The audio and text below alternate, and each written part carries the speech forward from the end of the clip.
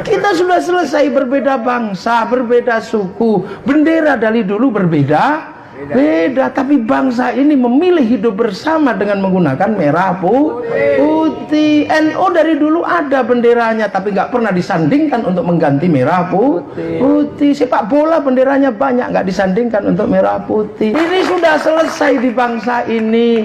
Nenek moyang kita dulu mengibarkan merah putih, ditembak Belanda, kibarkan di atas rumah. Belanda masih curiga, tiangnya kita kasih tebu, masih curiga kita kasih padi, masih curiga kita kasih pisang, masih curiga kita kasih kelapa, masih curiga bawa makanan. Kata Belanda, cuman mau makan.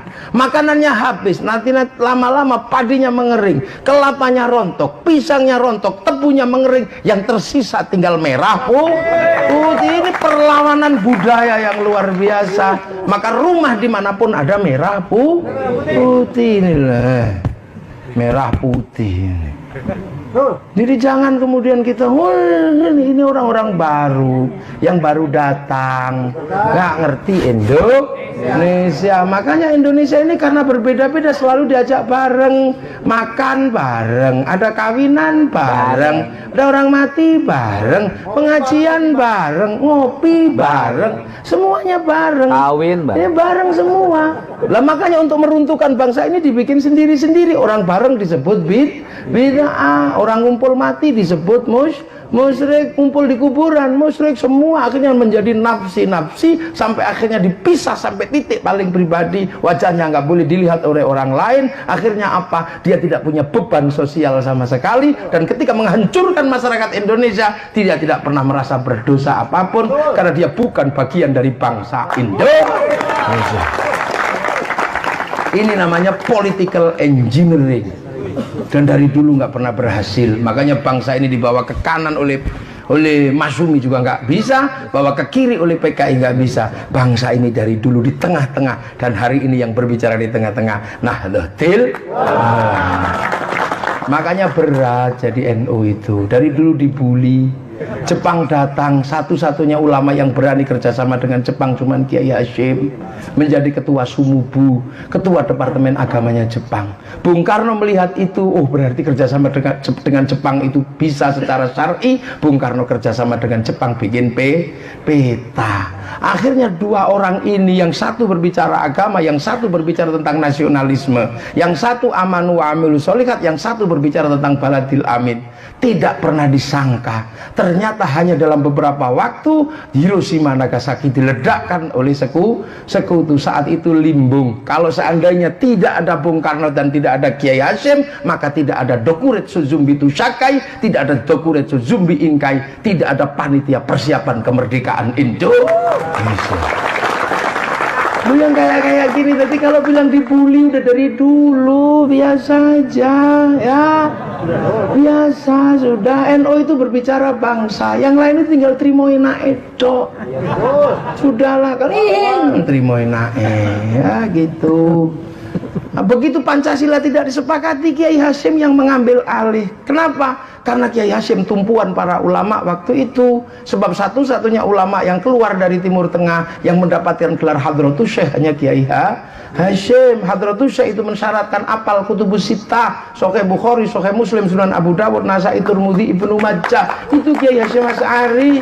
Maka jangan pernah ragu menjadi pemimpin Nahdlatul Ulama, dan jangan pernah ragu diolok-olok oleh orang lain yang apalnya hanya hadis 3 atau 1 kullu bid'atin dhalalah. Bisa ragu. Maka jangan ragu jadi orang NU. Kurang keras apa namanya DITI dulu selesai di Indonesia, kurang keras apa PKI selesai, maka yang agak keras-keras itu nanti juga selesai di Indonesia. Selesai. Musik rock kurang apa galaknya di Indonesia ketika datang. Musik rock rambutnya panjang, belum 20 tahun rock dude. Ini Indonesia. Musik keroncong kurang apa gagahnya, sekarang jadi campur sari. McD gagahnya seperti apa? Sekarang Sambelaya, Pawon Deso balik lagi. Sudahlah, ini siklusnya begitu. Makanya nggak usah ragu menjadi NO. Tahun 45 bangsa terancam oleh gerakan-gerakan radikal yang ngomong bangsa tinggal 3 orang, yang lain sudah berbicara tentang perang dan segala macamnya. Yang ngomong waktu itu tinggal siapa? Bung Karno ngomong bangsa, PKI ngomong bangsa, NU ngomong bangsa. Tiga-tiganya inilah yang tinggal ngomong bangsa, bersatu dalam Nasakom. Tapi ketika PKI mengkhianati bangsa, yang pertama kali ambil tindakan siapa? Nahdlatul Ulama. Jangan pernah ragu dengan NU.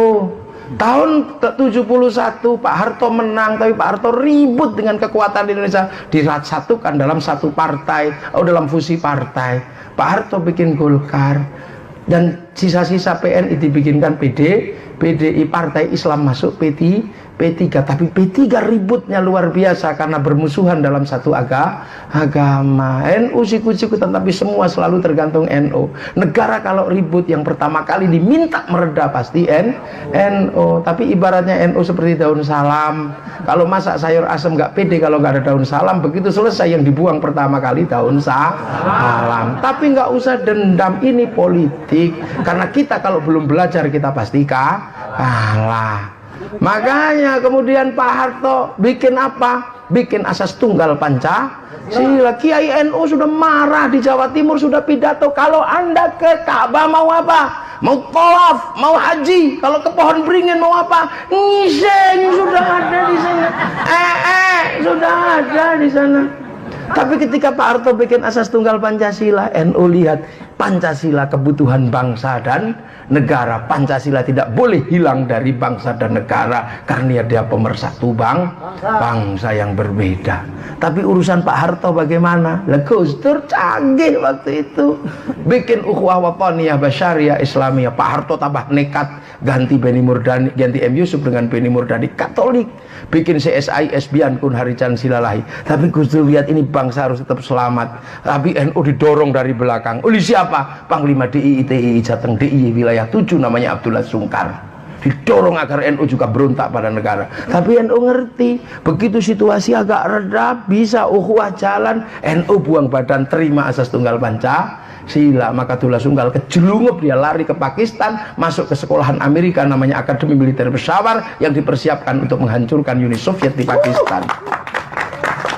Kesana membawa muridnya namanya Ba'asyir bawa muridnya namanya Mukhlas bawa adiknya namanya Amrozi. Mau apa kamu? Ruwo jika ribut sembilan. Begitu NU terima asas tunggal Pancasila, Pak Harto, aduh, ternyata bangsa dan negara selamat karena Pancasila. Tapi NU ngelawan Pak Harto jalan terus, tidak kemana-mana, tapi berada di mana. Pak Harto pusing, ini gimana? Bangsanya diterima, ngelawannya terus.